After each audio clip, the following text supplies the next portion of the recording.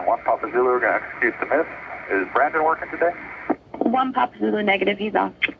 Alright, we just want to give him a shout out. Alright, we're executing the miss, heading 180 for Baron 1, Papa Zulu. 1 Papa Zulu, roger. I will give him the message and contact SoCal departure on 127.3. Have a good day. 27.3, we'll see you at 1 Papa Zulu. Thanks for all the help.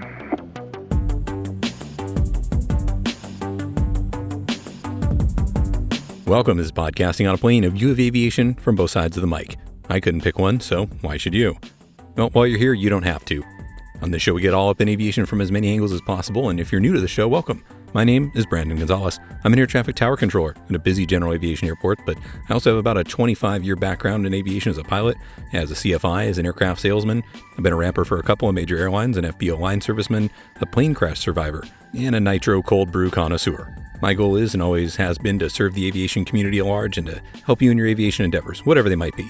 And on weekends, I put on my CFI hat and I burn as much fuel as I can, helping pilots operate more efficiently in busy controlled airspace. And if that's something that interests you, well, you should send me an email or message me on social media and we can set something up. If you're flying by, make sure to give a VHF shout out if you figured out where I work. And thanks to community member Sean for that one. Sorry I missed you, man. So, what's on the block for today? ATC communications, that's what. I mean, that should be easy enough. Well, it's everyone's either favorite or least favorite thing in flying, and something everybody wants to master. And hopefully by the end of today, you'll take something away that'll help you do just that. Because nobody wants to key up that mic and sound anything other than totally masterful. But we all know that sometimes that isn't what comes out. And controllers too, believe me. There isn't a single controller out there who we couldn't put together a blooper reel of saying things that they probably wish hadn't been broadcast. But as a matter of fact, my facility, just about every controller has a little catchphrase. It's like a nickname that each one of us earned by saying something that will never be allowed to live down. It's all in good fun, but it just goes to show that even the pros slip up sometimes. Now, what, you want to hear some of them? All right, don't tell my coworkers. But there's I'm in control here, guy. He sure is. There's squawk code. The pilots actually made that one up. Mr. Make a 360, Level 6, Cessna Bill, Vegas Poly, and yes, since I know you're going to ask, yours truly earned the catchphrase, Sky Clear. No need to go into any further detail, but suffice to say the sky was not clear on the overcast day when I broadcast that one. Moving on. So it seems when it comes to the radio stuff, we have a couple of camps. The first being those who basically want to work in broadcasting. They love talking into a mic, and they don't care who hears it. And then there are those with a little performance anxiety. Those for whom the idea of talking on a radio is a sweat-inducing experience. That mic clicks open, that first word comes out, you hear the sound of your own voice in the side tone, and your brain just shuts off, all in 1 second. And yeah, I guess there might be a few right down the middle too, where maybe it's not the most comfortable, but not too bad, they learn, they become functional, and then just move on. But I'd venture a guess that that's not really the majority, is it? So where are you? Well, no matter where you fall, I think there'll be something in today's episode you can take with you as you move through your aviation journey. Whatever that is. I'm going to give you some tips about getting the most efficiency from your ATC communications, and then I'm going to share an article I found about when it's okay to say no to ATC. No, really, you can say no. Now, before we get into it, remember, aviation is one of the most dynamic environments in the world. Everything's constantly moving and changing around you. That's part of the fun. But the more you know, the better you can adapt. And that's also the reason, though, that many pilots want things to be standardized, so that there's always an answer. And there's a lot of merit to that ideology. Ambiguity usually isn't good, is it? I want to make you think, though, because this is about giving you an edge. It's about the stuff that I often hear people debating, and the stuff that I've used to help a lot of aspiring pilots and aircraft owners use to feel really confident operating in the system and getting the best out of it. So this isn't going to be an exhaustive list of anything or a bunch of pure answers to everything. It's actually kind of the opposite. So many side conversations could probably branch off of each and every one of the points we're going to go over, and there are so many more that you could bring up. So what I've done is I've grouped our topics into 3 categories. First, we're going to go through some technical stuff. Second, a bunch of myths about ATC. And then third, things that I just get asked all the time. For all you super listeners out there, you might actually remember a lot of these points from when I was on Max Trescott's Aviation News Talk podcast last year on an episode titled The 10 Things Pilots Do That Bug ATC Controllers. Episode 84, I think it was. But that's not the scope of this, though. This is about clearing up some stuff and getting you some insight so that you can get an edge. So there's a lot of new stuff in here, too. Don't go away.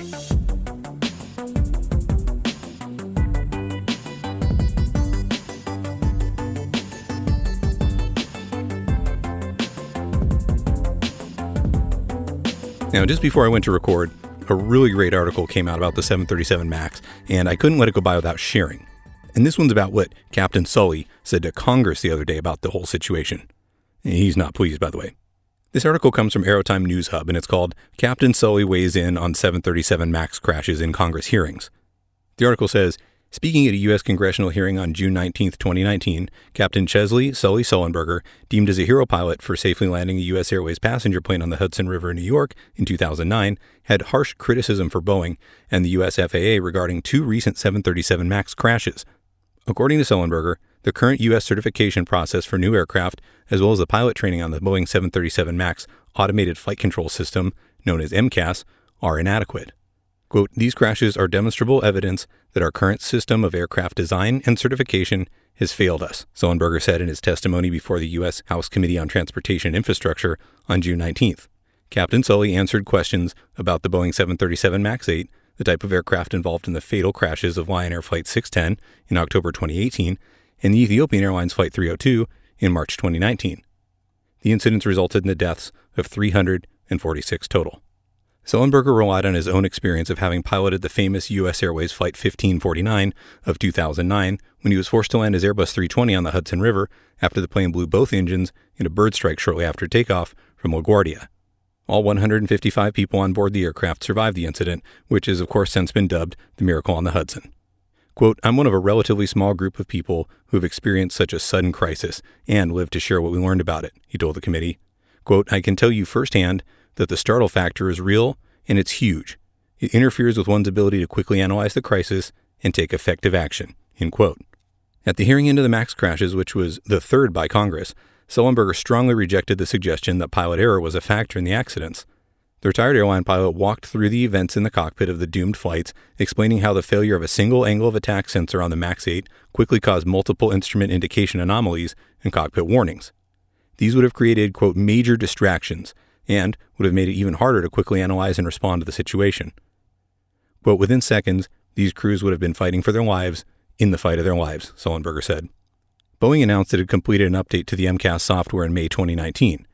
The update was meant to stop erroneous data from triggering the anti-stall system, which automatically pushed the nose of the plane down, overriding the pilot's commands, as was the case in both of the crashes. However, according to Sullenberger, the original version of the MCAS, Boeing's automated flight control system installed on the MAX 8, quote, was fatally flawed and should never have been approved, end quote. Boeing has even said that in designing the MCAS, they did not categorize a failure of MCAS as critical because they assumed that pilot action would be the ultimate safeguard, end quote. Furthermore, the former captain stated that he had, quote, doubts that prior to the accidents, quote, any U.S. airline pilots were confronted with this scenario in simulator training. Sullenberger has gone through 737 MAX simulator training himself. Sullenberger maintains that aircraft manufacturers must have, quote, a comprehensive safety risk assessment team that can review an entire aircraft design holistically, looking for risks not only singly, but in combination. He also stresses to address, quote, the human factors, as well as, quote, assumptions made about human performance in the aircraft design and certification and pilot procedure design. At the hearing, Sullenberger called for new and better pilot training on simulators before the grounded 737 MAX returns to service. Again, that article from Aerotime News Hub. So what do you all think about Captain Sullenberger's comments? Do you agree? Send me an email or record on the SpeakPipe widget to the website. Let me hear your thoughts.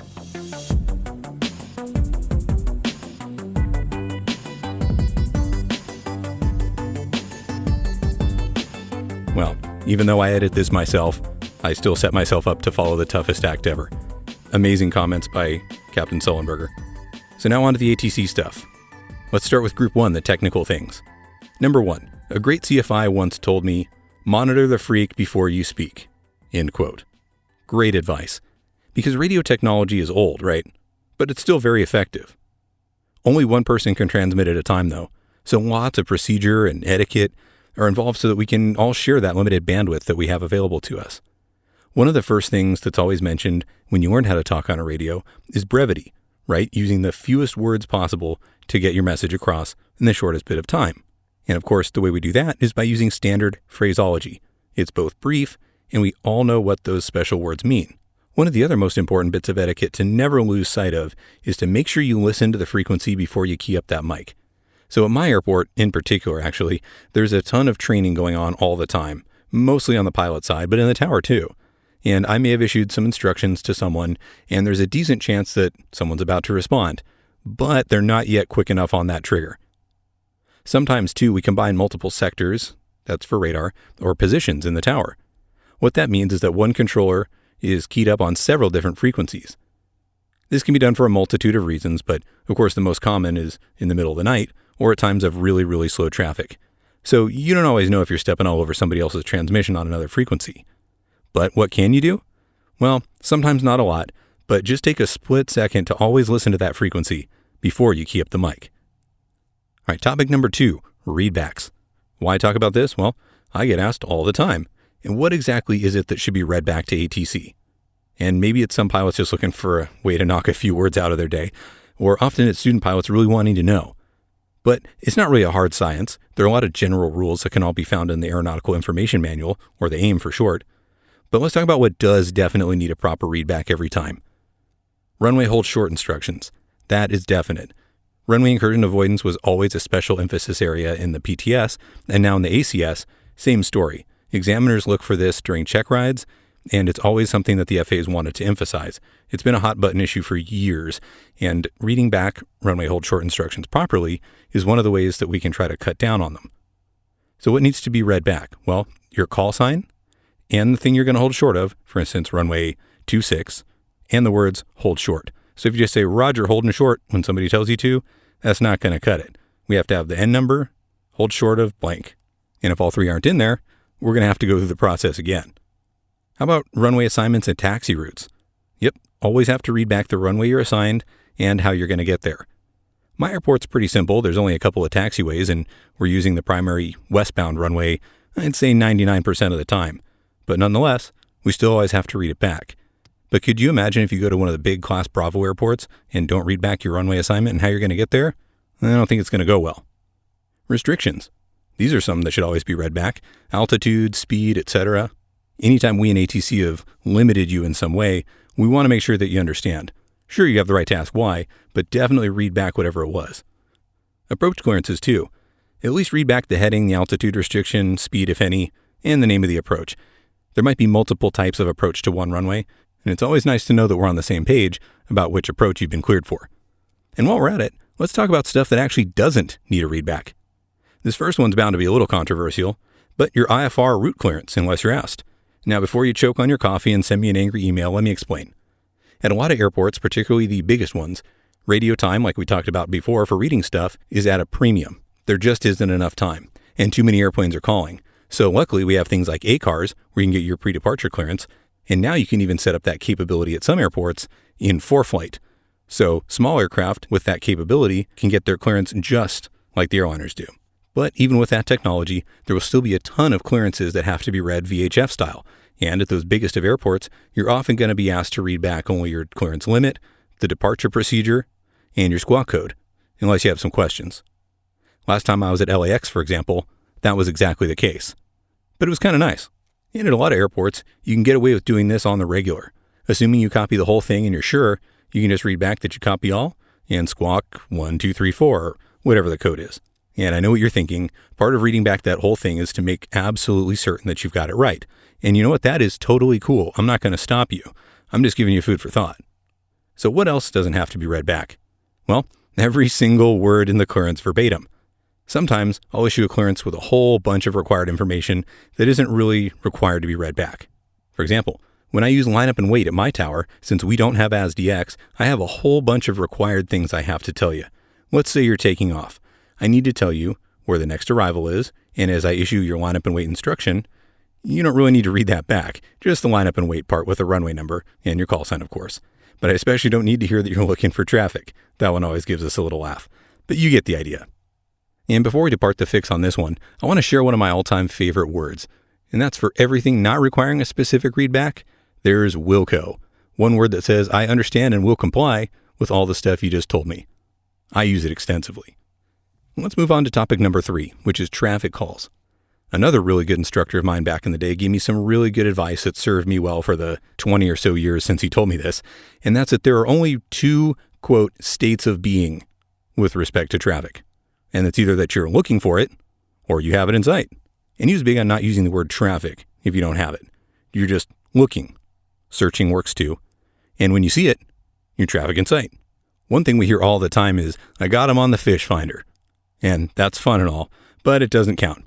I wish it did, really. I mean, how fun is that? But it really does need to be with your eyes. And nor does TIS, TAS, ADS, any of the other ways you can get traffic, TCAS. You actually have to see it. And in places with required separation minima that'll be waived or decreased with visual separation, you'll probably be told to maintain visual separation. And if you're one of those proactive types who says things like traffic in sight and I'll maintain visual separation, when you're in the Bravo, you'll probably get things like approved as a response.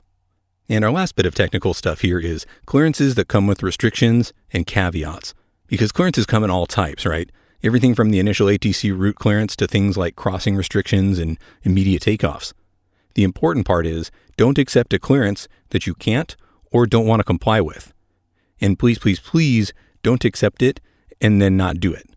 In the controller side, we all want to move traffic as efficiently as possible. And sometimes there's an opportunity that'll work, but only if things go just right.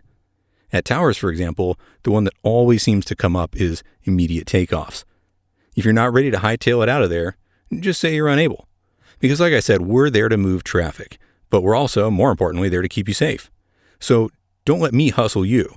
I know it sounds intimidating and it's often hard to say no to a controller telling you directly to do something, but if you really can't do it, well, that's fine. Because for every pilot that says don't hustle me, there's another one who's like, hey, that was enough room, why am I still sitting here? So we'll often give you the opportunity to take the immediate, but if you don't want it for whatever reason, well, then just don't take it. It doesn't matter to me. But anytime you say no, it's probably a good idea to offer up what you can do. So we're going to leave this point for now, but we're going to circle back to it in a little bit later when we're going to read an article about when it's A-OK to say no to ATC. And in addition to saying no, what if you just plain don't understand? Well, ask. I know it sounds simple, but it's okay to ask questions. Don't just do what you thought you heard somebody say. And don't ever, ever, ever let anyone give you attitude for asking. In air traffic, we have to use proper phraseology the first time, no questions there. But we can use plain language to explain it to you if you ask. All right, so there's some technical stuff you can use to make yourself a little more efficient. And let's move on to group 2 now, which is myths. Here we go, myth 1. Quote, I don't want to get in trouble, so I don't talk to ATC, end quote. Yep, I've heard that one before. And why is it a myth? Well, because you are straight up more likely to get in trouble if you're not talking to ATC. And let's talk about why. Well, there are so many ways we can keep you out of trouble. The first and most obvious is traffic advisories. I probably don't need to explain that one any further, but flight following is almost always a good idea if we can. And how about airspace violations? Well, you're not going to get an airspace bust for not having two-way communications if you've already got two-way communications, now are you? Special use airspace is another one while we're on the airspace topic. Restricted areas, TFRs, hot MOAs, etc. We can help keep you out of all of them. And weather, that's a good one. We actually have really good weather radar. And if you need help getting out of weather or avoiding it altogether, we can help you with that for sure. And this list could probably go on forever. So actually, let's do this. Why don't you send in to me some other ways that you feel that ATC can help keep you out of trouble?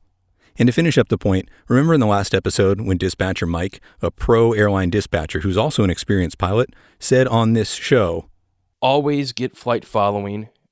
Always get flight following. And I can just say it one more time from other controllers and controllers like yourself, do it. Just get flight following. Don't be scared of ATC. They're going to help you. Awesome point, Mike. Couldn't have said it any better myself. All right, myth number 2. Quote, I thought I was doing you a favor, end quote. Now, this came from a guy who was circumventing my airspace at about 3,000 feet and didn't give me a call. Now, sure, he was just outside my airspace, but boy, did he cause me some problems. The story goes like this. He was headed southbound along the shoreline. He was VFR leveled about 5,500. He was moving along at about 180 knots, so as I departed an IFR jet straight west offshore, the airplane didn't really seem like a factor since my jet was only climbing to 3,000 feet. But guess what Murphy's Law said about this?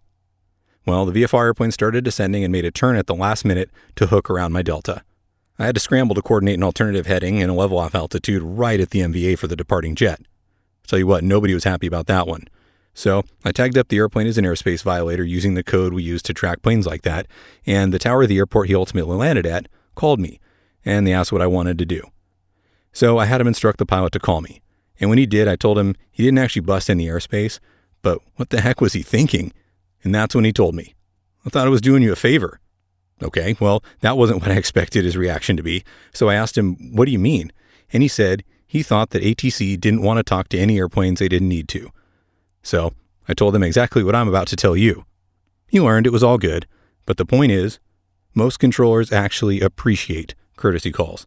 Even though you're outside our airspace, you might still be very, very relevant. And this is particularly true if you're going to fly across or near an ILS course or a departure corridor, a nearby practice area, and even if the frequency is so busy you can't get a word in edgewise, it's still nice to be monitoring so that if we reach out to you, you're there. All right, moving on. Myth number 3. ATC is too busy to talk to me, especially in Southern California. Well, this is sort of a rationalization technique I think some pilots who don't like to talk on the radio use. And it's rarely true. Sometimes maybe, but usually not as a rule. Yes, SoCal airspace is incredibly busy, as are most busy metro areas with Bravo and Charlie airspaces, but that's why most controllers would rather know who everyone is. And if you're going somewhere, I recommend getting VFR flight following whenever possible. So that's it for myths, which means it's time for group number 3, which is stuff I just plain old get asked a lot. Mainly applicable in a tower context, but there's a lot in here. So anytime I give a presentation or a talk or something, these are the questions that somebody usually comes up at the end and asks me. Question number 1, how far out should I call the tower? And we're talking VFR inbounds, of course. Well, my answer is usually about 10 miles out is a perfect bet. If you're really fast, maybe a little further. But always make sure to use the who you're calling, who you are, where you are, what you want, and what you have format. All right, question number 2. And I know this seems a little bit like something that's probably been beaten to death, but I get asked this question at literally every public speaking function I do. And recently there was quite a little thread about it on one of the Facebook forums that every pilot probably should be involved with that has ATC questions, and probably should every controller too that's interested in pilot stuff. And the forum is called Ask a Pilot / Air Traffic Controller, often referred to as ATC. So head over there, join it, make sure you let them know I sent you. But here's the question, and the debate that'll probably never end. And it goes something like this. I keep getting conflicting instructions from different CFIs and more experienced than me pilots. So I want to ask the Class Bravo controllers, when I first contact an approach with a request for flight following, should I simply state XYZ approach, Cherokee so-and-so, and then stop and wait for the response, or immediately go for the full request, XYZ approach, Cherokee whatever, 3 miles north of the YYYVOR, 5000, request flight following to ABC. The whole thing, which is preferable to controllers. The thread was originally posted by Piotr Polakowski. I hope I pronounced your name right. And the responses go on for some time. And when I copied the list to make this episode, there were already about 30 opinions and still going strong. So I got his permission to share the comments on this post, and I'm going to use initials, controller style, for all the other responders. It starts like this. Charlie Sierra says, always cold call approach, especially Bravos. Mike Bravo says, controllers here will bitch at you for cold calling, LOL. Charlie Sierra says, I'm not going to read his comment. That's not appropriate. Anyway, Sierra Charlie says, listen and see how busy they are. Or if it's slow, you can hit them up on initial contact for something easy, like flight following. But if it's busy, let them get their wits about them and get back to you. Bravo Uniform says, XYZ approach, Cherokee 1234, wait for response. Golf Zulu, it's really controller preference. Sierra Kilo, aim is clear on this. Who you're calling, who you are, where you are, the type of message to follow. If it's short, he gives an example, and then wait for a response for the rest of the life story. The if it's short is the key part. It sure is, Sierra Kilo. Kilo Tango says, I usually say Houston approach, Air Group 12345 VFR request, and then wait for them to respond. They usually respond, and then I tell them what I want. Is that incorrect? I've never been chastised for it. Sierra Victor says, I always cold call. If they need me to stand by, it's pointless to rattle off the entire request. November Kilo, he's from the UK. He says, in the UK, protocol is an example. Farnborough radar, Golf, Bravo, Bravo, Foxtrot, Foxtrot, request a traffic service. Then you wait for them to come back with a call sign, pass your message. Then go into full detail. Sierra Bravo, here we go, now we're getting somewhere. The answer will change with each controller you ask, and you'll get a different answer if they're busy or not. I'm going to pick up the pace here because it starts to go in that line of thinking. Yep, courtesy call always. Wait for them to respond after you say request, blah, blah, blah. Except for one guy who's actually a little bit out of line. He's a controller, Kilo. He disagrees. He says, as a controller, I prefer getting it all in one transmission. It reduces the opportunities for talkovers. And if I'm too busy to deal with you at that moment, I'll just tell you to stand by and I'll get back to you when it's convenient for me. Requiring multiple exchanges just to say hello is a time waster. But then the reality happens with the usual sprinkling of attitude when Kilo Whiskey says, so in other words, there's no correct answer. Glad that got cleared up. That's right, Kilo Whiskey, it sure did. So, moving on, what's the takeaway? Well, I'd say it's listen, and then use your mad pilot skills to read the situation and do what you think is appropriate. Because 8 out of 10 controllers in this non-scientific survey say so. I will say, though, that from personal experience at the tower, if you're descending towards me and haven't called yet and all you want is something standard like to come in and land, I'm already primed for you to do so. So probably just belt it out. But if you're wanting an overhead and a touch and go and then blah, blah, blah, well, maybe get my attention first and then we'll go with the non-standard stuff later. And before we finish up with the things I always get asked, the discussion wouldn't be complete without a list of pet peeves. Now, every controller has their own personal list, and I promise you they're all different. But I'm going to give you my top 3, since you asked. And keep in mind, these are all from a tower perspective. And we're going to go in increasing order. Number 3, doing a touch and go when you're cleared to land. Now, I'm basing a lot of stuff off of that clearance. So if you want to touch and go and I clear you to land, well, speak up. Don't read back a cleared to land and then do a touch and go anyway. Number 2, asking for really unreasonable things at a bad time. And this one isn't tower specific. I think it transcends all facility types. But let me give you an example. I told a Cessna that they were number 9. Extend downwind, I'll call your base. They proceeded to inform me that they wanted short approaches today. I in turn informed them in the most diplomatic tone possible that there was no chance of that happening. Well, they got the message and they went to another airport. And I don't like telling people I can't accommodate their request. Remember, I'm a pilot at heart first. But asking to cut in line 8 people to the airport each pass just because you're on that lesson plan today, that's not really cool either. And my number 1 all-time favorite, which is turning base without a sequence or clearance. Now, I don't think I need to get into the disaster that this can cause, but suffice to say, please don't turn base unless you've been cleared to land and you're number 1, or you're turning to follow your interval and you're 100% positive that you're following the right one. And if you're not, well, there's never any harm in asking the tower to call your base. And if I've not gotten to you on downwind and you're getting to that point where you'd like to turn base and you don't have a sequence or clearance yet, well, just say something. 1, 2, 3, 4, 5, pass the numbers or whatever is fine. But please don't just turn base anyway. All right, so that's the list. So while a lot of that stuff is in the Aeronautical Information Manual and the Pilot Controller Glossary, there's a whole bunch of stuff that's sort of on case-by-case basis, or it's kind of ambiguous, and I understand that. So one way to clear that up would be to maybe find another book that'll give you the ATC side of things. And for those of you that don't know, our book is called the 7110.65. Awesome name, right? Well, that's the government order that's actually titled Air Traffic Control. And it's about 3 inches thick, printed on normal paper. But that book is what has all of our ATC stuff. So just like pilots, go to the store and buy the FAR AIM that has the FARs, the AIM Pilot Controller Glossary, NTSB 830, etc. Well, we have the .65. And if you want to take a look through there, it actually will give you a lot of insight.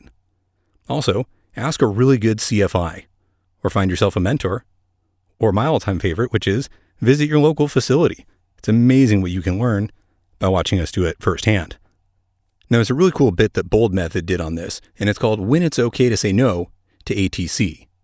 So let's read for a minute what they had to say. And this blog on boldmethod.com is by Swain Martin. 10 times it's appropriate to say unable to ATC. Number 1, you're going too fast to safely exit the runway at the taxiway the tower has directed you towards. Number 2, you can't accept a land and hold short clearance due to landing performance. Number 3, you've been given a hold in the middle of icing conditions. Number 4, the runway in use exceeds your aircraft's wind limits and you need a runway change. Number 5, you're unable to follow an instrument procedure due to equipment limitations and you need an alternate procedure. Number 6, you've been cleared for a last-minute descent and you're not able to comfortably make a crossing restriction.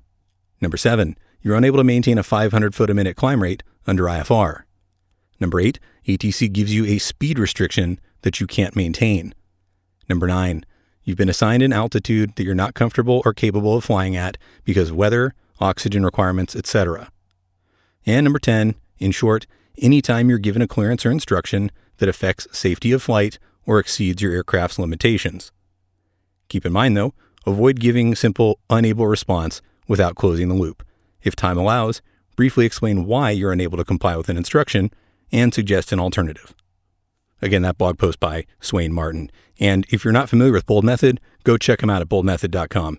tons of good stuff just like that in there. And now my favorite part of the show, which is hearing from you all. So first and foremost, I want to give some public thank yous to those who support the show. We have a new patron on Patreon. Let's all welcome Glenn Towler.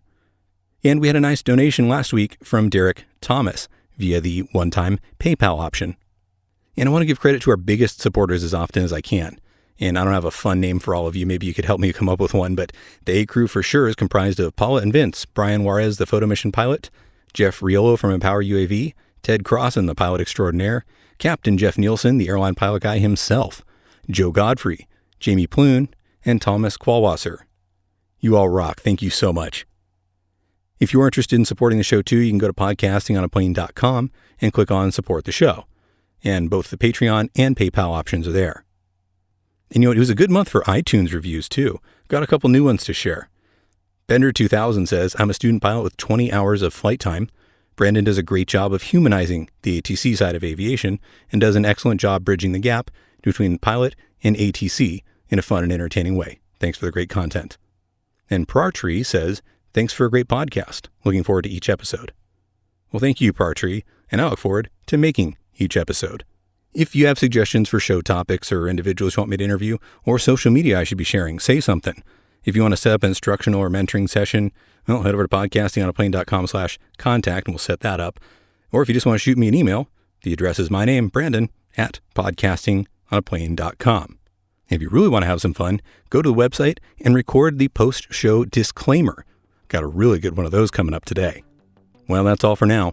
Your frequency change is approved until next time, and report back on this frequency for the next episode. Good day.